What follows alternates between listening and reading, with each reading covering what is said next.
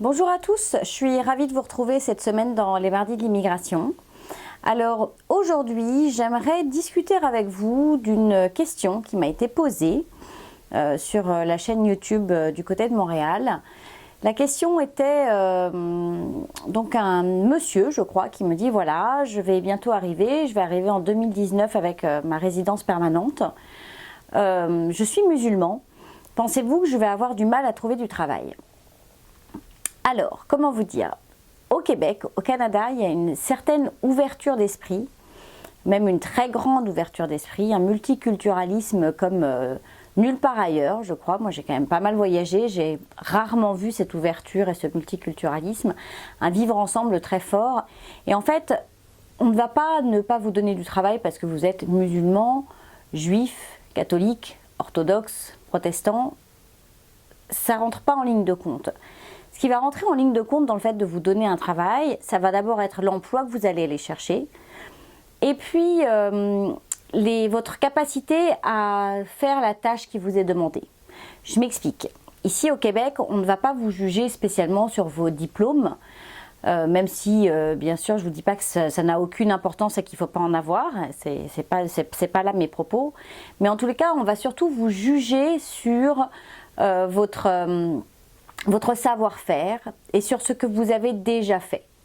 Donc pour trouver un emploi, ce qui est important, c'est que vous puissiez expliquer ce que vous avez fait, les résultats que vous avez obtenus, éventuellement essayer de citer un ou deux clients, même si pour eux ce sera le flou absolu parce que forcément les clients dont vous allez parler sont des entreprises qui sont dans votre pays et qui ne sont pas dans le leur, mais vous pouvez essayer de trouver un point de référence et de comparaison par rapport à une entreprise qui pourrait y avoir ici.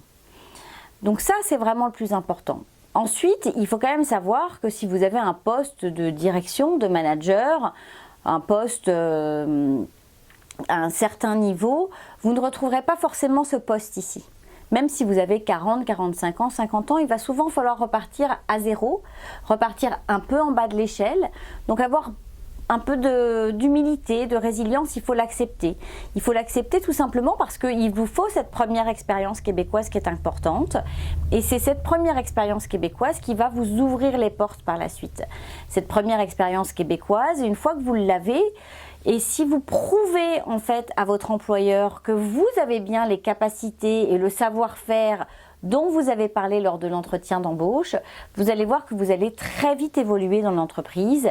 Et donc, il n'y aura aucun problème. Donc, soyez rassurés, vous pouvez être musulman, juif, orthodoxe, catholique, protestant, hindou, quelle que soit votre religion, ce n'est pas là-dessus que l'on va vous juger. Ça, c'est vraiment important. Par contre, ce qui est essentiel dans votre intégration et dans votre recherche d'emploi, c'est de vous ouvrir à la culture d'entreprise du Québec et du Canada. Et ça, c'est ce qui fera votre réussite. Il faut pouvoir prouver que vous avez envie d'y arriver et que vous allez vous intégrer. La plus grande frayeur des employeurs lorsqu'ils vont recruter un immigrant, c'est sa capacité à s'intégrer et à comprendre la culture d'entreprise. C'est ça votre défi. Cette semaine, comme d'habitude, je reçois Valérie, qui a à nouveau de bons conseils à vous apporter concernant tout ce qui est immigration, visa, permis, etc. Et en deuxième partie d'émission, un petit changement. J'ai Fabrice qui nous a trouvé un invité qui s'appelle également Fabrice, donc nous aurons deux Fabrice aujourd'hui. Et en fait, on va vous parler de l'emprunt hypothécaire dans le cadre d'un achat. Imaginez que vous décidiez de venir ici au Québec, au Canada, mais plus particulièrement au Québec, à Montréal. Fabrice Ménager est là pour vous expliquer la façon dont fonctionne le prêt hypothécaire et vos capacités d'emprunt. Donc ça, c'est en deuxième partie d'émission, donc je vous propose vraiment de le suivre. Vous verrez en plus, on a changé de décor. Donc voilà. Allez, on se retrouve tout de suite après la pause avec Valérie. À tout de suite. Conseil de pro vous est présenté par Valérie Flatt, consultante réglementée en immigration canadienne. Bonjour Valérie. Bonjour Géraldine. Bon, alors tu nous l'as annoncé la semaine dernière, cette semaine. On va parler du jeune pro. Jeune pro. Alors, qu'est-ce que c'est qu'un jeune pro? Parce que finalement, ils sont pas si jeunes que ça, hein, les jeunes pros. Non, les jeunes pros, il y en a. Oui, faut arrêter avec cette histoire de jeunes là. On est tous jeunes. C'est ça. Donc, les jeunes pros, on vous rappelle quand même qu'il y a il y a le programme de l'expérience EIC, International Canada, qui, il y a un accord avec 37 pays, même maintenant, je pense, qui permet en fait aux jeunes d'aller acquérir une expérience de travail et de vacances dans d'autres pays. Voilà, donc il y a des échanges entre pas mal de pays européens et le Canada, entre autres. Et ces échanges, il y a 3 sous-programmes.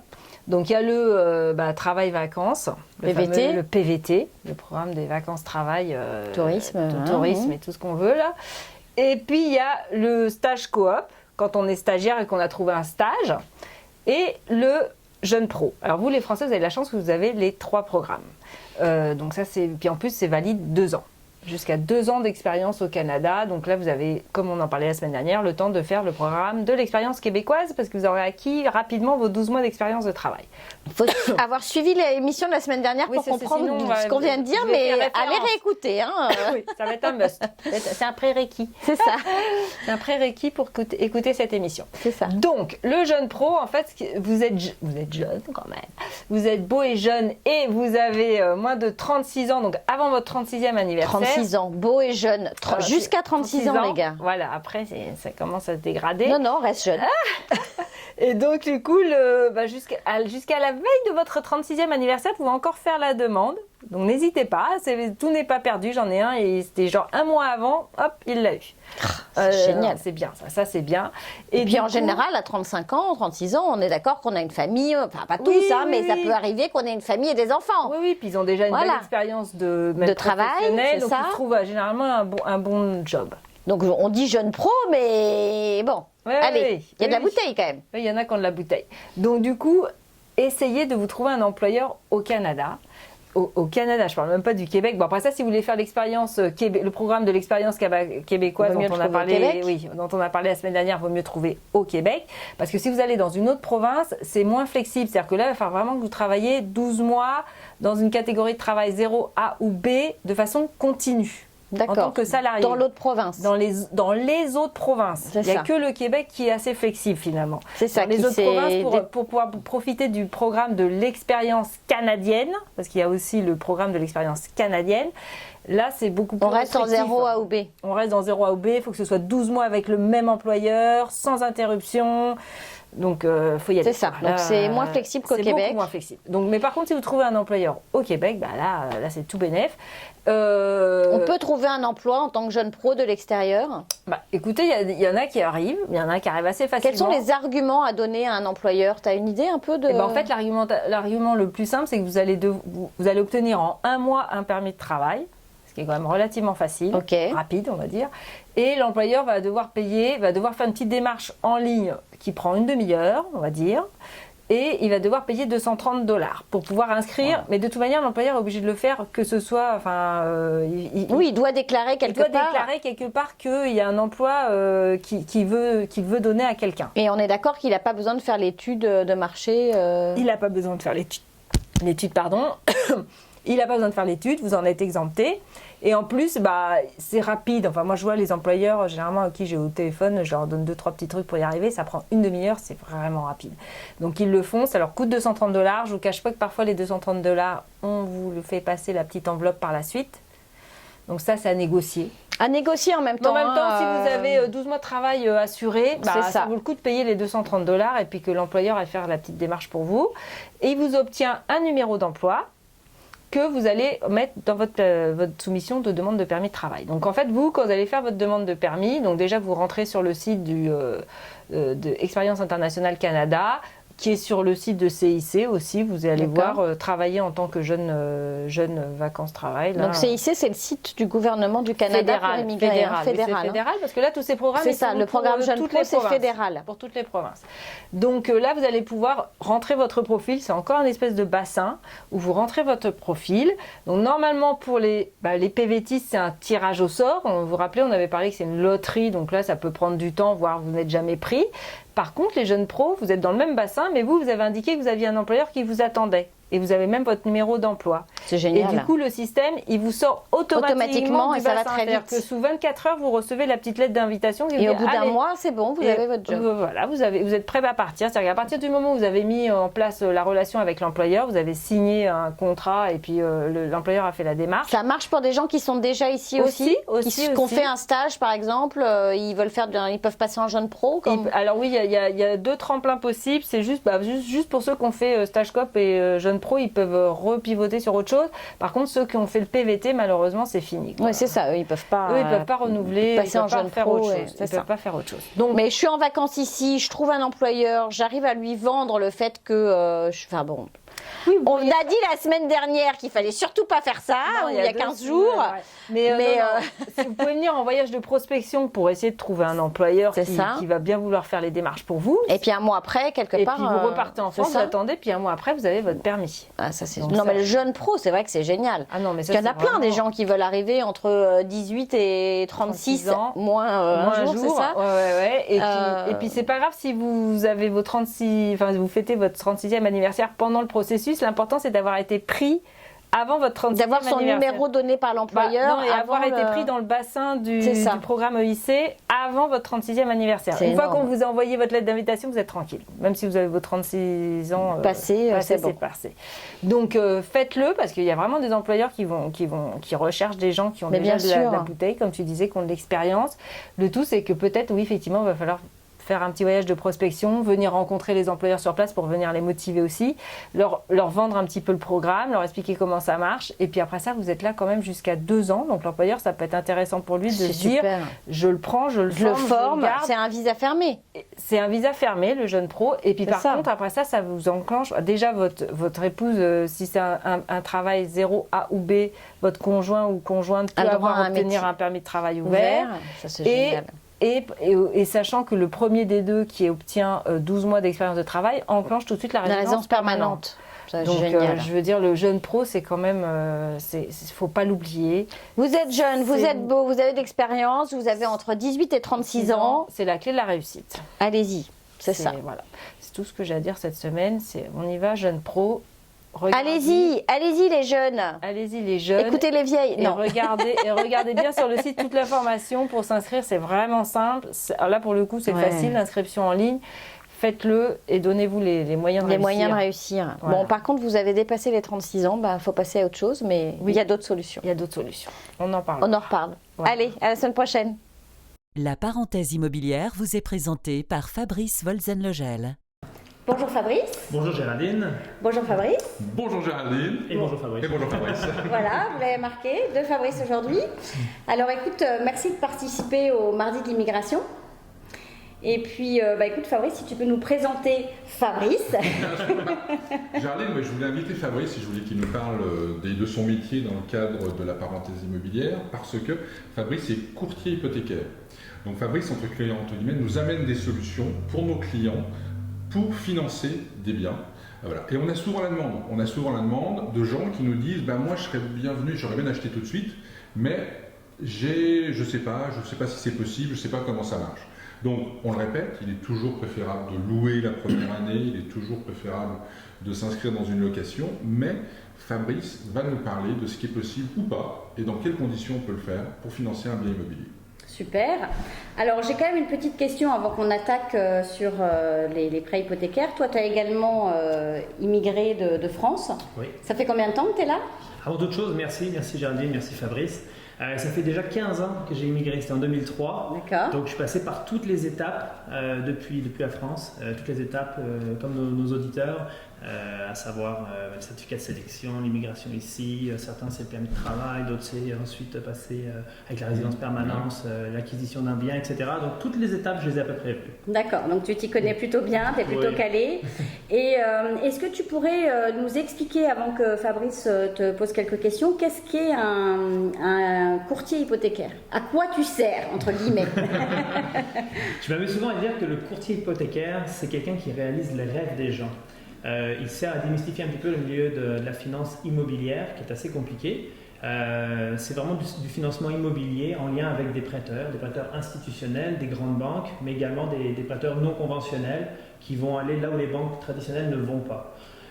C'est ça un courtier hypothécaire. Au Québec, au Canada, le courtier ne facture pas ou n'est pas supposé facturer pour son temps, pour son service. Il est rémunéré par les banques. D'accord, bon ben voilà. Ça, c'est encore un autre service. C'est ça. Parce qu'on parle souvent des services gratuits du courtier immobilier. Le courtier hypothécaire, c'est pareil, c'est un service qui est gratuit. Gratuit. Profitez-en. Alors, vas-y Fabrice, je crois que tu as quelques questions. Oui, c'est-à-dire que ce qu'on voulait faire, c'était avoir des cas très précis. Parce que chacun, on a dans les nouveaux arrivants plein de cas différents. Et on voulait être sur des cas très précis qui sont, on va dire, la grande masse de ceux à quoi on est confronté dans le quotidien, voir quelle est la réponse d'un courtier hypothécaire et voir ce qu'il pouvait proposer. Alors, le cas le plus classique au jour d'aujourd'hui, c'est une famille, des nouveaux arrivants, qui viennent avec une résidence permanente et qui n'ont pas de job, ni de credit score, de façon. Donc, qu'est-ce qu'eux peuvent faire s'ils veulent acheter? Est-ce qu'une banque va les suivre? D'accord. Credit score.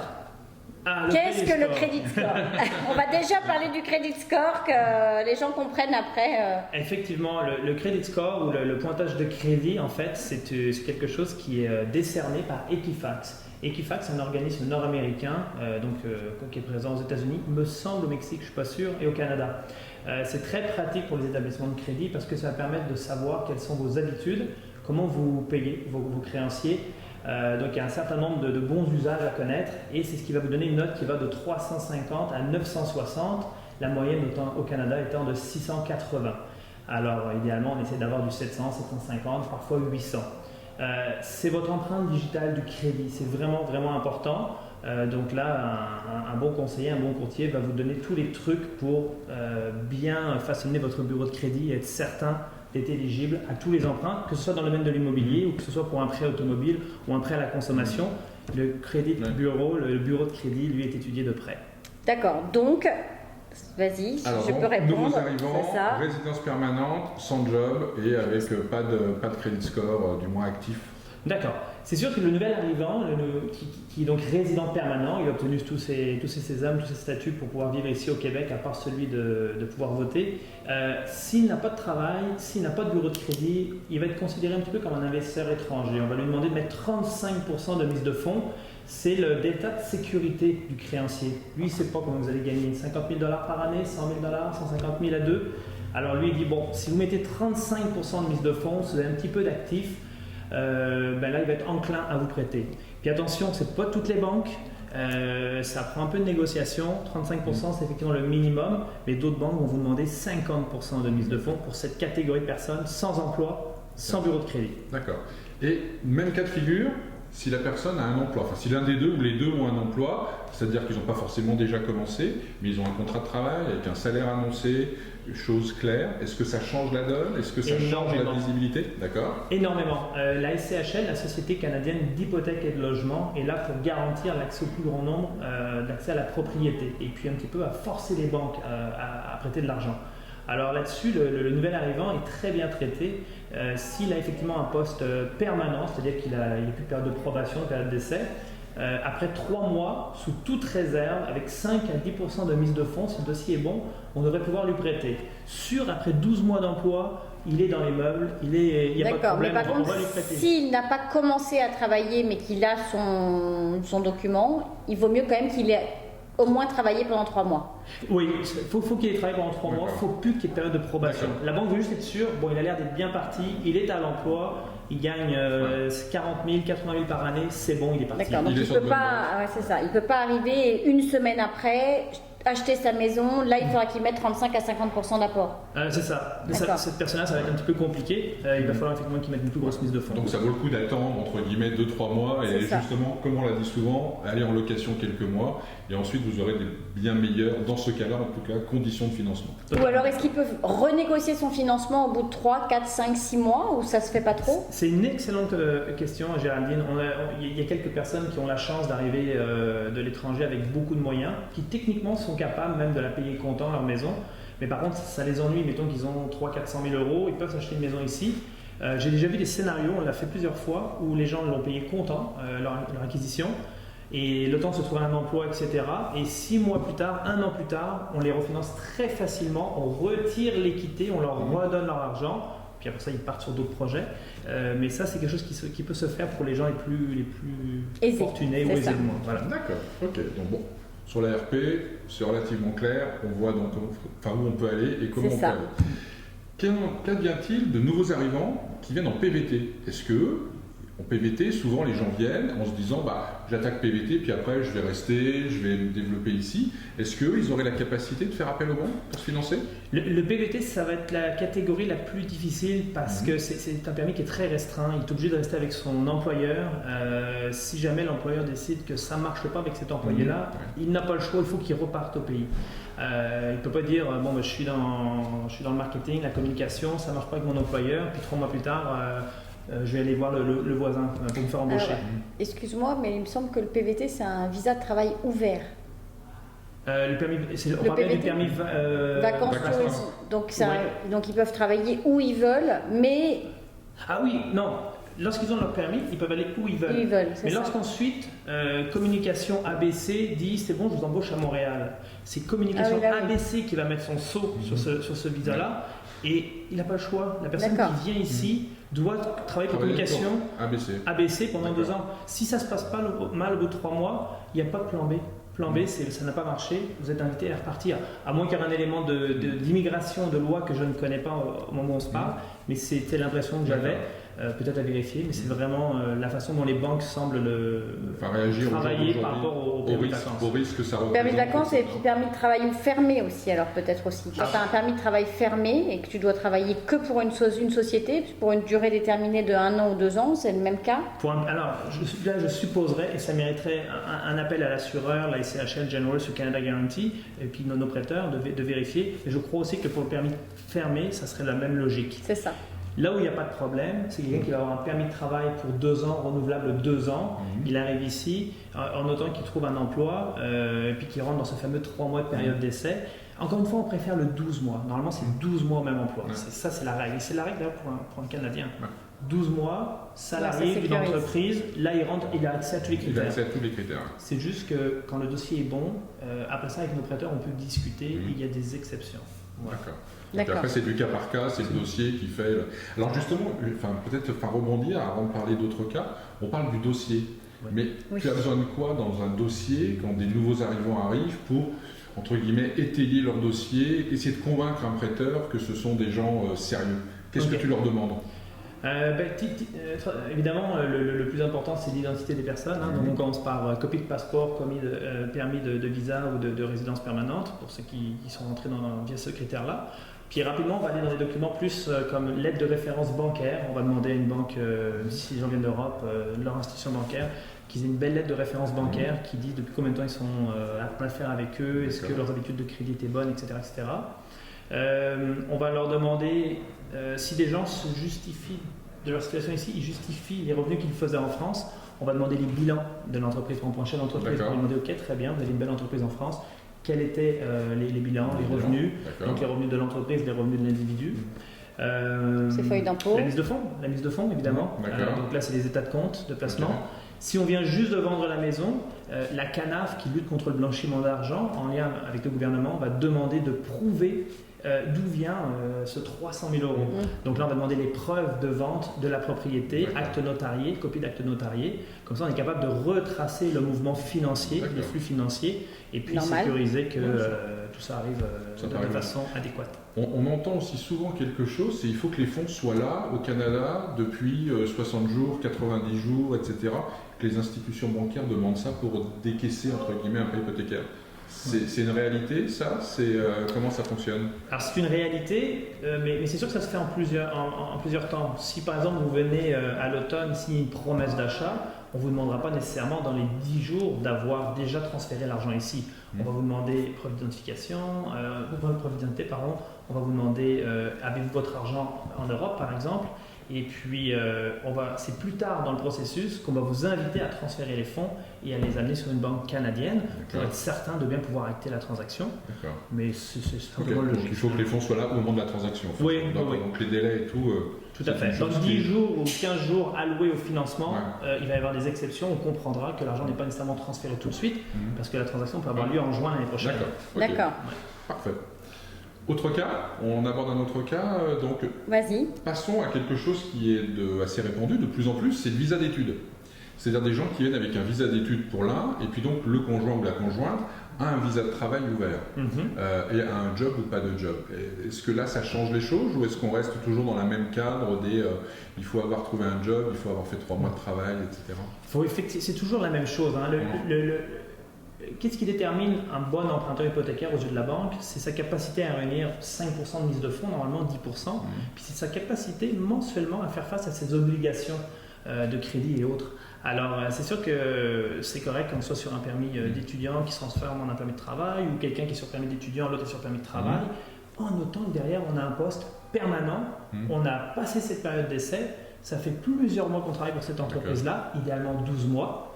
Puis là, peu importe, on a beau avoir 23 ans, 22 ans, ça nous donne, on a le droit d'acheter un bien, mais on veut une permanence d'emploi. Sinon, ce sera de toute façon à nouveau les 35 ou les 50% d'apport. Sinon, il sera considéré comme un investisseur étranger à ce stade-ci, ou quelqu'un qui n'a pas la capacité à se justifier de son emploi, et dans ce cas-là, effectivement, on aura 35% minimum. C'est ça. D'accord. Dernier cas, en fin de compte, dernier cas pour les gens qui travaillent, c'est les investisseurs. On parlait, parce qu'on en a aussi pas mal, des gens qui viennent, comme tu le disais, qui avaient une belle boîte en France, une belle société en France, qui l'ont revendue, ils ont du cash, ils veulent au jour d'aujourd'hui ici venir, mais ils ont un projet professionnel, mais qui n'est pas encore forcément. Donc ils ont un visa d'investisseur, ils ont un projet professionnel, ils ont du cash. Comment la banque les reçoit? Comment elle les perçoit? Ils vont être bien perçus. Même s'ils n'ont pas de projet précis, c'est-à-dire que même s'ils sont, ils arrivent, ils ont du cash, point. Oui, mais c'est paradoxal, mais les banques vont traiter à peu près de la même façon un petit jeune qui a 24 ans et puis qui a des revenus modestes que le chef d'entreprise émérite qui a éventuellement 1 million, 2 millions, 3 millions de petites fortunes personnelles. Ils vont être traités à la même enseigne. Donc tant qu'il ne peut pas justifier qu'il peut payer tous les mois son hypothèque, même s'il a beaucoup d'argent en parallèle, la banque va être inconfortable.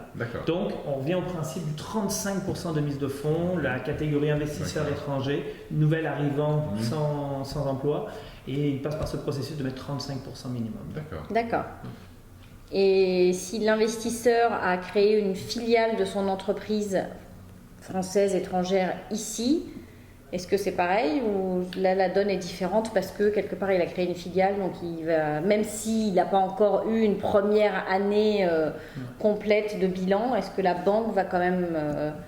Si la filiale existe déjà, c'est beaucoup plus facile parce qu'il peut être embauché de sa propre filiale. C'est ça. Et il y a une histoire de cette filiale. Là, ça va être beaucoup plus facile. Rapidement, il va rentrer dans les meubles, puis 5%, 10% de mise de fonds pour pouvoir faire l'acquisition d'un bien. Par contre, si lui est propriétaire de son entreprise, il arrive avec son concept, il part de zéro. Malheureusement, il est considéré comme un nouveau travailleur autonome, un nouvel entrepreneur. Et tant qu'il n'est pas capable de justifier d'une moyenne de 2 ans au niveau de ses états financiers, au niveau fiscaux, au niveau de ses états financiers, on ne le sait pas. Est-ce qu'il va gagner 20 000 par année ou 200 000 par année? On ne le sait pas. Donc la banque revient à cette fameuse règle, mais 35%. Mais 35%. Et moi, banquier, je suis à l'aise, t'as mis 35%. C'est ça. Dernier cas de figure. Nos retraités. Parce que c'est un cas de figure qu'on voit de plus en plus. Exactement. Il y a 2 types de cas de figure de retraités qui viennent. Il y a les gens qui rêvent du Canada et veulent venir faire leur retraite ici. Ça, c'est mais quelle idée. Et puis il y a les gens où les enfants sont venus ici. C'est ça. Les familles sont venues s'installer. Moi, j'ai un cas où il y a une famille qui avait 3 filles. Une première fille est venue, la deuxième fille est venue, la troisième fille est venue. Donc les parents se disent, zut, alors on est tout seul. Si on veut voir notre famille, il faut qu'on vienne au Canada. Donc ils cherchent à acheter. Et eux, qui ont donc des revenus de retraite en France, en fin de compte, ils ont le droit à quoi? Est-ce qu'ils ont le droit à des financements? Est-ce qu'ils ont le droit à quelque chose? Avec beaucoup de parents qui achètent pour leurs enfants et ici à Montréal, et à chaque fois j'ai vu les gens mettre souvent, c'est ça, 35-50% de mise de fonds pour X raisons. Est-ce que... C'est une bonne question ça. Mettons de fonctionnaires français qui sont à la retraite, gagnent bien leur vie, n'ont plus d'obligations en France. Je pense qu'ils n'auront pas le choix. À quoi qu'on pourrait aller chercher la preuve des revenus en France. Je me souviens par exemple d'un homme qui était retraité de l'armée française. Il travaillait ici. Non, c'est vrai. Il travaillait ici et j'avais pris ses revenus de l'armée française. D'accord. Et il avait des tout petits revenus de moniteur auto-école ici. Et on avait pu considérer les 2 tranches de revenus. Alors là, sur toute réserve, je m'excuse, c'est du direct. J'aurais aimé faire ma recherche sur ce cas spécifique. Mais on y reviendra. On y reviendra. La précision une prochaine fois. Oui, Mais tout à fait. c'est intéressant de savoir qu'il y a des choses à faire. Ils peuvent acheter, de toute façon, quoi qu'il arrive. Donc, ils peuvent acheter, ça c'est ils peuvent sûr. toujours acheter, mais l'apport va varier entre 5 à 35% minimum en fonction du cas et de la personne, de l'emploi. Je pense pouvoir dire avec pas mal de conviction qu'il faudra au moins qu'ils mettent 20%. Pourquoi ? Pour ne plus être sous le régime de la SCHL, de la Société canadienne d'hypothèque et de logement, car je ne crois pas que ce cas de figure-là serait pris en considération. Par contre, une banque qui voit la qualité d'un dossier comme celui-ci, il pourrait peut-être y avoir une dérogation prise pour dire ok, on va peut-être financer à 80% de financement parce qu'il y a de bons revenus de la fonction publique française. Garantie à la retraite, c'est des revenus garantis qui ne peuvent pas être mis en cause, donc il y a peut-être une bonne perception. Ouais. Espérons.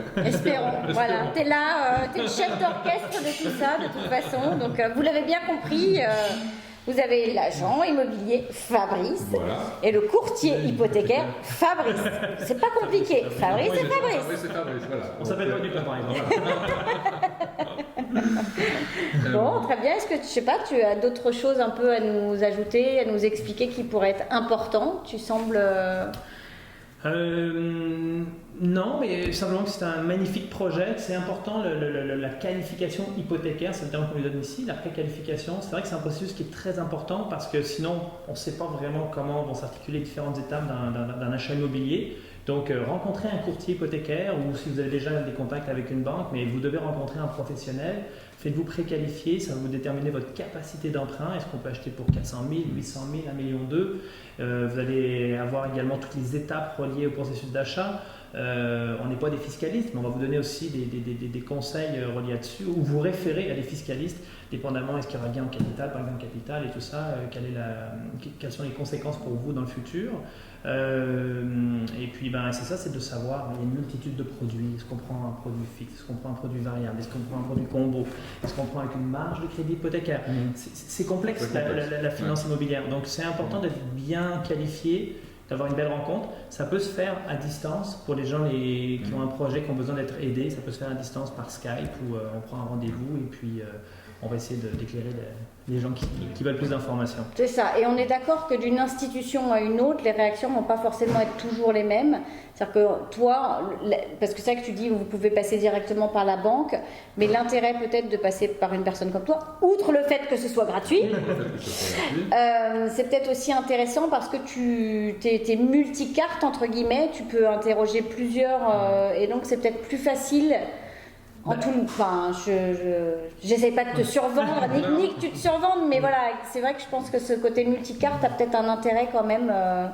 C'est vrai Géraldine, merci. L'avantage du courtier hypothécaire, c'est que si avec telle institution c'est compliqué, les exigences sont pas normales, sont trop exagérées, mais on va aller avec le prêteur B ou le prêteur C.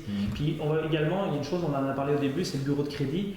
C'est très très important, ça c'est votre ADN. On veut surtout pas faire des vérifications sur votre bureau de crédit au mois d'octobre, puis on recommence au mois de novembre, puis on renvoie le dossier dans une autre banque, on recommence au mois de décembre. Nous on sort une seule fois votre bureau de crédit. Et puis même si on l'envoie chez 3-4 prêteurs, prêteur A, B, C, ça ne marche pas, on l'envoie au D, mais vous n'aurez aucune tâche à votre bureau de crédit. Donc ça c'est super important. Plus on prend de la... C'est ça. C'est important, parce que quand on n'a pas l'habitude, mais ce qu'il faut savoir, c'est que les interrogations, quand il y a de multiples interrogations sur votre bureau de crédit dans une courte période, ça affecte votre code de crédit. Et donc c'est ça l'avantage, c'est qu'un courtier va faire une fois, puis il va le dispatcher ensuite aux banques. Alors que si vous interrogez 5 banques, Ils vont chacun va y aller ouais. de son interrogation et ça va faire baisser votre note de crédit sur un truc purement technique en fin de compte. Et là, sur c'est la quelque catastrophe. chose qui est purement technique. Et ça, c'est important. Et c'est là où je rebondis sur l'importance, moi qui fais ce métier de courtier immobilier depuis 8 ans. Je travaille avec Fabrice depuis pas mal d'années parce que je veux que mes clients ils aient le choix et qu'ils ne soient pas, entre guillemets, captifs de leur banque ou piégés avec leur banque et qu'ils aient quelqu'un qui leur trouve la meilleure solution. Une banque peut des fois avoir le réflexe de dire on leur a donné une carte de crédit, on leur a ouvert un compte pour l'hypothèque, ils vont être obligés de passer par nous. L'avantage de Fabrice, c'est qu'il va vous amener tout un panel de solutions. Et puis, je rebondis sur la première chose qu'il avait dit aussi, c'est la préqualification hypothécaire. Dans mon métier, quand on va faire une offre d'achat pour un bien que vous aurez trouvé et qui vous plaît, le fait qu'on ait une préqualification sérieuse qui dise que vous avez les moyens d'acheter ce bien, ça fait une grande différence. Et ça nous donne un atout compétitif par rapport aux autres pour dire regardez, moi mon client il a fait ses devoirs, il est allé voir un courtier hypothécaire qui lui a dit qu'il pouvait dépenser 500 000 $ pour cette maison, donc il n'y aura pas de problème au financement. Voilà. Donc ça aide pour l'offre. Ça aide véritablement et je trouve que c'est très important de le faire. Oui, je suis bien d'accord. Alors, est-ce que, avant de nous quitter, toi qui es là depuis 15 ans, 15 hivers, tu aurais quelques conseils, je sais pas, imaginons 2 conseils qui te semblent importants pour des personnes qui sont là, qui viennent d'arriver, mais ou plutôt qui sont en cours de réflexion. Est-ce que tu as 2 conseils importants pour bien vivre au Québec ? Oui, acheter des bons pneus neige. Est-ce que c'est une question reliée simplement à l'hypothèque ou d'une façon générale? Non, d'une façon générale, un conseil de vie, je dirais. Ah oui, j'en ai quelques-uns peut-être. Très humblement, ce que je Moi, vous tu dis... m'en avais donné un très bon. Ah oui, c'était lequel? Je ne l'ai plus en fait, mais je sais qu'il m'a servi, je t'en avais parlé, je sais qu'il m'a servi, mais je me rappelle plus, mais je sais que je l'utilise. Sur le comportement. J'allais y venir. Moi, mais je pense que j'en ai un à l'esprit, je ne sais pas si c'est celui que je t'avais dit il y a 3 ans, mais le peuple québécois, c'est un peuple qui est très chaleureux, très accueillant, on peut dire qu'il est très simple, très gentil. Alors, c'est sûr que j'inviterais les gens qui vont vivre ici à se comporter à peu près de la même façon, c'est d'être humble, peu importe votre niveau de succès, et puis d'être très accessible. Et les Québécois vont vous le rendre, les Québécois vont vous faire confiance, les Québécois vont vouloir faire affaire avec vous, etc. Donc, c'est la simplicité, ça, ce serait un conseil. Après ça, si on revient légèrement plus vers l'immobilier, je vous dirais peut-être d'être prudent dans le sens que je veux dire, le marché ici est très très porteur, très très bon. Vous ne ferez pas de grosses erreurs en investissant, mais prenez votre temps. Vous n'êtes pas pressé. Il y a une croissance régulière depuis plusieurs années de 3 à 6% sur le Grand Montréal. C'est pas pour s'inverser. Donc moi je vous inviterai à temporiser un petit peu l'ardeur à vouloir être propriétaire pour faire des bons choix géographiques, des bons choix pour le secteur avec les écoles, avec vos enfants et tout ça. Et puis peut-être ensuite vous allez vous dire tiens, c'est peut-être pas dans ce coin-là qu'on veut vivre, c'est sur la rive sud, c'est sur la rive nord, c'est dans les Laurentides. Donc prenez juste votre temps. Et puis pour le reste, ça va super bien aller. J'ai aucun doute que ça va super bien aller. C'est ça. Eh bien, merci. Merci beaucoup Géraldine, merci Fabrice. Merci Fabrice, merci Géraldine. Merci Fabrice. Voilà, et puis nous... n'oubliez pas. Si vous avez des questions particulières sur que l'émission... ce soit pour Fabrice ou Fabrice. et on lui fera passer si c'est vraiment des choses très pointues, etc. N'oubliez pas donc de nous envoyer des courriels sur notre email. La parenthèse immobilière à commercial gmail.com. Voilà. Super. Merci beaucoup. À la semaine prochaine. À la semaine prochaine. Au revoir. Au revoir.